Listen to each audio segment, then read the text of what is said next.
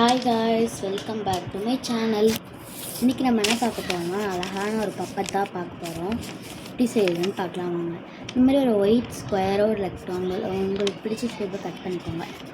இப்போ வந்து ஒரு ட்ராயிங் உள்ள வரையலாம். நான் வந்துட்டு இந்த மாதிரி ஒரு ட்ராயிங் வரைஞ்சி கட் பண்ணி எடுத்துக்கிட்டேன். இது நீங்களும் வந்து இந்த மாதிரி ஒரு ட்ராயிங் வரைஞ்சி கலர் பண்ணி கட் பண்ணி எடுத்துக்கோங்க. இப்போ நம்ம ஒரு அட்டை இருந்துச்சுன்னா அட்டையில் வச்சு கட் பண்ணிக்கலாம். அட்டையில் வச்சு ஒட்டிக்கோங்க. ஒட்டிட்டு அது வந்து எதுக்காக நம்ம அட்டை ஒட்டுறோம்னா ஸ்ட்ராங்னஸ்க்காக தான் ஒட்டுறோம்.